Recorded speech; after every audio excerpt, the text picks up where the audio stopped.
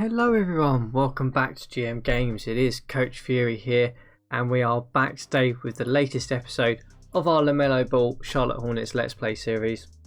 We have got through the off-season. We completed free agency last time round, where we managed to spend all of our money pretty much on one man, which was Elfrid Payton, trying to bring in what I thought at the time would be a backup guard for us, really, because obviously we want LaMelo Ball to be the main man on this team. He is the guy that has developed so well since the first season. Looks like he's going to become a real premier player for us now. And you can see how well he's developed here. And yeah, that was the plan last time. Off camera, I've been away, had a little think about the team in terms of settings, and we'll talk through what we're going to do and then see how the league media positions us against the rest of the teams in the conference. But let's go straight in and talk about the depth chart and talk about how we're going to set up, because we do have a lot of really, really good young prospects now. We have obviously LaMelo Ball we talked about. We've got the likes of the Bridges brothers. We've got obviously the Martin brothers, who are probably not going to play too much, to be honest with you. Then we've got likes of PJ Washington, Michael Porter Jr., Elfrid Payton's not that old actually, Onyenka, and then we've got our number one prospect that we drafted, first number one pick of the draft, Jermaine Miles as well, a good prospect we want to develop there. So we've got all these young players, and then we've got a little bit of veteran experience in the likes of Danilo Gallinari and Gordon Hayward, who is a phenomenal shooter in this Draft Day Sports Let's Play. So how are we going to fit all this all together? That's the question, isn't it? So, in terms of the depth chart, how to think about it, I am going to go with playing LaMelo Ball at shooting guard. And the reason being is that you'll see here that Elfrid Payton has the playmaker ability. His passing handling is phenomenal, his defense is phenomenal. Granted, I don't think he is the world's greatest shooter when I had a look at it. He's not bad, I mean he's 42% average. But, I want someone who's got probably slightly better passing ability than LaMelo Ball to just go in there for now. LaMelo will hopefully develop into that point guard, that premier point guard that we want. But for one more season, it doesn't hurt to play LaMelo off the ball a little bit more, get some of that scoring ability hopefully up, utilise some of that ball handling, stealing ability in the shooting guard position. Obviously, there was another question that we had to face and think about, and that was whether to play Gordon Hayward or our number one pick, Jermaine Miles, in at small forward. And to start off with, I have gone with Gordon Hayward, mainly because, his actual shooting stats were amazing last year. 51%, he had green all over the place, and I'm happy for that to continue, to be honest. And he is a really, really good shooter. So it didn't make much sense for us to not play him, given the fact we're paying him $29 million as well. Means that he's a starter. We've then got the likes of Jermaine Miles, who is in there. I'm going to put him in at power forward. He's 6'9", 229. He should be able to, handle the block a little bit better in there. Also, the fact he's not the greatest shooter at this moment in time, he still needs to develop that. But he has some really good scoring and really good draw fouling ability. So we're going to try and use that. Defense needs to come up, but that's fine. And then we face a really interesting challenge though, because we obviously moved Miles in at power forward. It then meant Michael Porter Jr., Bridges, Washington, Gallinari, all these guys are probably guys who could start in a team somewhere around the league at this point. What to do with them? So, in terms of Bridges, we're going to basically pencil him in as sort of the backup guard swing guy, really. As you can see here, he's going to play a couple of minutes at point guard, but he's obviously going to play some of his minutes at small forward, covering for Hayward. We've then got Michael Porter Jr., who is basically going to be our backup power forward to begin with. If he continues to develop pretty well into these ratings, there will be a question as to whether he starts through the season, but we'll see how that goes. Then got the other Bridges brother, who's sort of penciled in as a bit of a backup point guard and shooting guard, really. Then Washington is sort of our backup centre at this point, because I just want to develop him. That's no other reason I want to develop him. But it does mean that the likes of McDaniels and Gallinari are not going to be starting for us and not going to be getting any minutes. Gallinari could well be a nice option to bring in. He had a really good season for us when he came in at the trade deadline. Played 30 games, put up 22 points. So he's probably not going to be best pleased that he is not starting. But, you know, puts a bit of pressure on some of the younger guys. The likes of Miles, Porter Jr., Washington are not performing. We can put Gallinari straight in there, and I would be comfortable that he's going to put up nice points in terms of being a stretch four for us. So that's how it works. We've sent our second rounder, Donnie Brown, to the D-League, along with the Martin brothers. I can't see them getting any game time anytime soon, so it made sense to move them down. And the likes of Carey and McDaniels are still going to just sit on the bench and ride the pine for us. So that's how we look. In terms of strategy, I'm mixing it up actually. I know we went a lot of pace and space last season, but a bit of perimeter focus. I'm going to go with grind to begin with because I just want to see how this team works in that strategy. I want to feed the ball into the likes of Miles, into the likes of Porter Jr., just see how that develops. We've got shooting outside and we can work that. And you can see here, in terms of the strategy itself, there is a bit of post usage mid-range. The corner usage is still pretty high, but it does limit the drive and shoot and drive and pass, which is something I want to try and limit to begin with, and some of the pick and roll stuff. So that's how we're going to play. Obviously, Elfrid Payton's going to mark perimeters. Onyenka's going to mark, probably want that as post player. We're going to run a switch because I'm pretty comfortable with the level of defense we've got now. Every single guy we've got can play pretty good defense outside of the likes of Miles in our starting five. But, likes of Porter, Bridges, they've all got defense over 60, to be perfectly honest with you, and good stealing ability. So I'm happy with that being switched up. We've got size everywhere as well, which is good. So we're going to see how that works. Right, let's have a look and see how we look in terms of the draft, in terms of the media, see where they're penciling us in the magazine in terms of, do they think we're going to make the playoffs or not? So you can see here in terms of the Eastern Conference, we are pegged at 2, 4, 6, 8, 9. We are pegged at just missing the playoffs according to this. The likes of the Pacers, the Miami Heat and the 76ers are going to be above us according to this, which is probably not surprising. The Bucks are number 1, then the Nets. Okay, yeah, again, not really surprising. They've got some, Hall of Fame level talent in there. The Hawks obviously had a very good season last year. Trae Young is just insane in this draft day sports mod. Then the Celtics, that's understandable. I'm surprised the Washington Wizards are ahead of us. Even with Westbrook and Beal, I think we are a better all-round team than they are. Not surprised the 76ers are still above us. They have some elite talent outside of the fact that Embiid is no longer there. But is he no longer there or is he injured? Let's have a little look. I'm sure he wasn't expiring. I'd be interested to know that now. No, so he is injured. He is out with a torn tendon. So they're obviously gambling on the fact that Embiid is going to come back and this team is going to just continue rocking and being a good playoff team and post his injury healing. Then we've got the likes of the Miami Heat. Okay. Butler, yeah, Lowry moved over. Okay, they're an experienced veteran team now, to be honest. Interesting that I think our front court is actually much better than theirs. Then the Pacers, who surprised a lot of people last year, winning 54 games. Couple of moves there. I mean, Aldridge, Brogdon. That's an interesting set of teams. I mean, they've got Oladipo, Turner on the bench at this point. So whether they rotate round and bring some of those guys back in, I don't know. And then you've got us in terms of how we are setting up.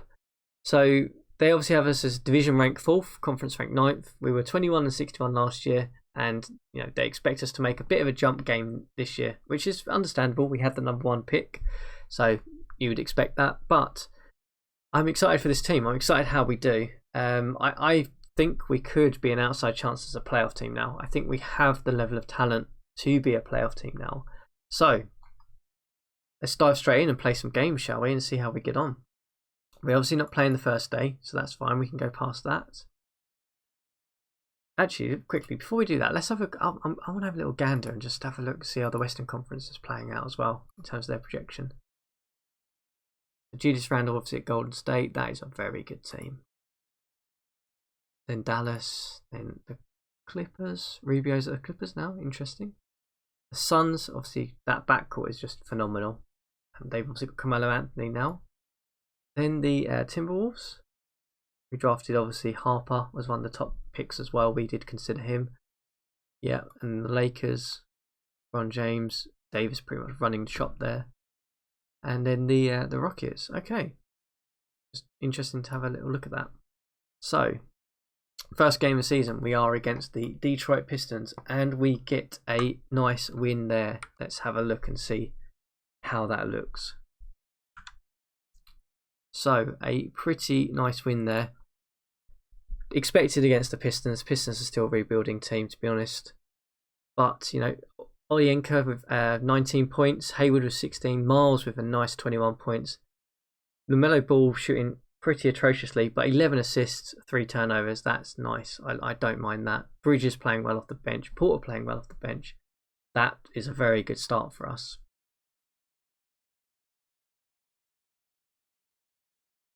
Right, so we have the Jazz in our second game of the season. We come away with a nice win there as well. I think this depth is actually going to really pay dividends for us. Miles Bridges with the player of the game there off the bench with 32 minutes and 23 points. Ball with a much better 13 points. Better performance from him, plus 21. That just shows how much of an impact he has. Yeah, I'm happy with all that shooting. Miles, your shooting is a bit mixed at the minute, but that's fine. We still need to develop that probably. Right, let's get ourselves going a little bit faster on this. Let's get ourselves going for probably a month, I would say. Let's go to the 20th of November. We will obviously stop if we get emails. We obviously haven't looked at the draft class yet. I've done all the scouting for that, but maybe we'll recap that at the end and see how we get on. So off we go. A month into the season, we get a win against Sacramento. We are 4-0. Who would have thought that? We beat the Clippers 5-0. We have beaten the Golden State Warriors. We have beaten 2 top teams in the Western Conference there before we get pegged by the Lakers. Okay, yeah, understandable. And a loss to Milwaukee. We have had a really tough start to the season. We are playing all the top teams here. We peg ourselves back to 5-3. We then beat New Orleans. We then beat Philadelphia. We have had a lot of the teams that are should be in the playoffs this year already. San Antonio, we managed to get a nice win there. Ball with 21 points. Indiana, we've beaten, lost to Toronto. And we beat Boston. We are 10-4, guys. That is fantastic. Bit of a slip up there against New York and against Atlanta. And Oyenka suffers an injury there, which is not going to help our fortunes. But we've got ourselves forward to the 18th of November. Let's take a little quick look at the schedule there. So, we obviously beat the Pistons, beat the Jazz. As I said, we beat the Golden State Warriors and we beat the Clippers. Miles putting up some really good numbers as a rookie, actually. Probably not that efficient, I would imagine. Yeah, not quite that efficient. He obviously doesn't quite have that developed three-point game yet. And he's obviously not very effective in underneath the basket, which is surprising. Then lost to the Lakers, the Bucks. Yeah, I'm happy with that though. Right, let's have a little look and see how our main man's doing. So his stats are pretty much down. He's obviously not getting a lot of the shooting opportunity as he would have done in the previous system, but his field goal numbers are much better because he's having less shots. He is hitting a lot more. He's getting a lot more outside shots, which is kind of what we probably want him to do, considering his outside shooting is pretty good. Inside, not too efficient, but he's not taking that many shots, so happy with that. All right, the main guy we've also got to have a little look at is Miles. I'm probably going to let him ride out just a little bit more in terms of his pull-up jumper, catch and shoots, drive and shoot, drive and pass. So probably, is he operating? Yeah, he operates a lot above the 3, so we want to force him down a little bit more because he's obviously not a great three-point shooter. So we do have an injury. We do have to do a bit of rejigging here. Let's restore the lineup. So we've got, okay, Oyenka is out for 14 days. Oof. And Hayward is out for, I believe that's for 2 days. So let's just get the hour to suggest. So it's got Porter coming in. That's no surprise. He is probably warranted at this stage. And we're mixing it up a little bit more than I maybe would want. But I'm happy to go with that for now for a couple of days before we get Hayward back. But let's take a little look at the draft just to see what's here. So we obviously not got a lot of information here, but I have obviously mainly focused again in the US because outside of Yazai here we've it's all Americans pretty much in the top end. It's one thing I would say is that I would have expected to be slightly more internationals now in this draft class in this game, but maybe not at this moment in time. So let's get ourselves probably let's go to the end of November and just see how we get on. So we beat Detroit again to go 11-6, and that's the second day, so we can readjust our depth chart.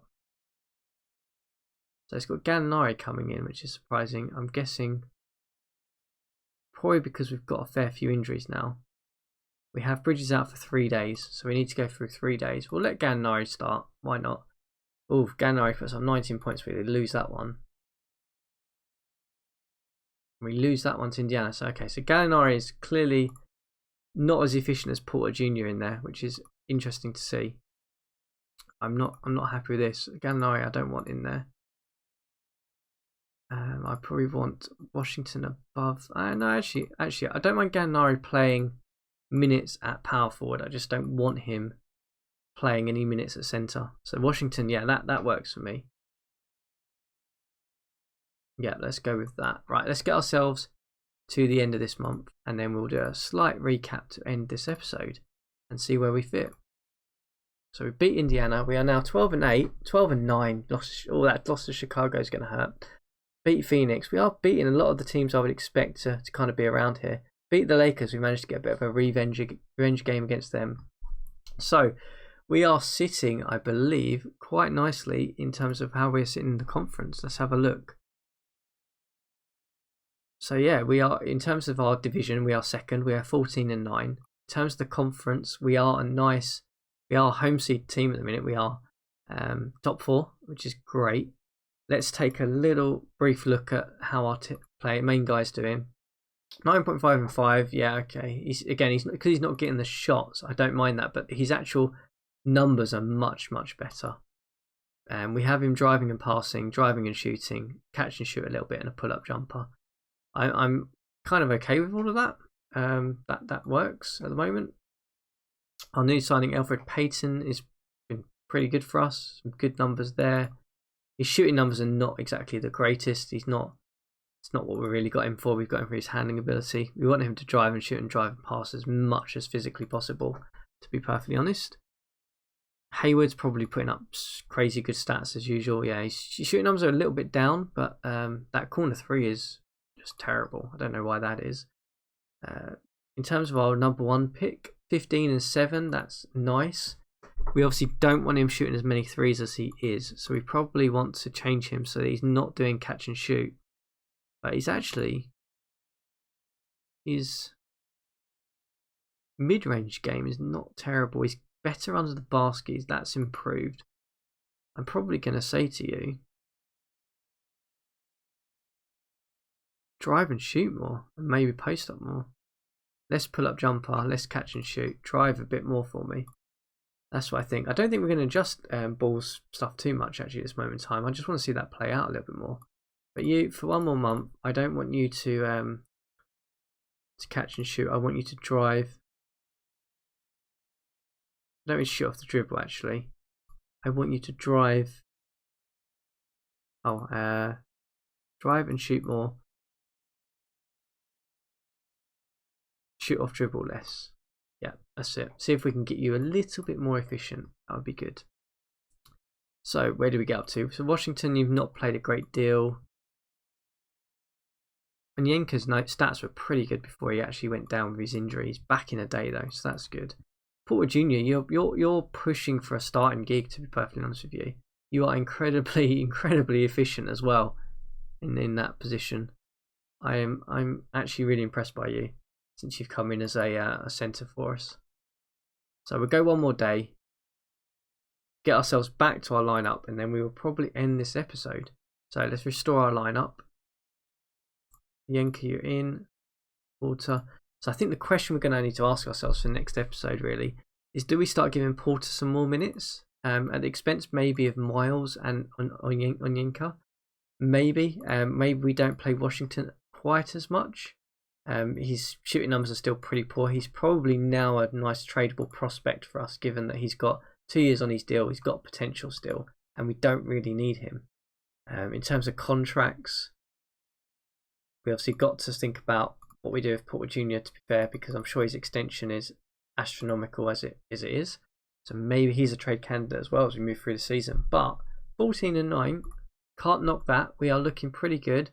In terms of insights, we are a really, really good defensive team, as you'd expect, as I pointed out. That switch defense, when you've got people who can play it, is very, very powerful. We don't allow many points. We're not that efficient offensively, so maybe we'll need to work on that. But we are in good shape. At 14-9, the season is started pretty well. We are looking like we could possibly be a playoff team this year. And we'll come back next season and find out how we get on with the next set of games and see if we can carry on that push possibly for the playoffs. As an early start shows that we can compete with the top teams in the East and the Western Conference.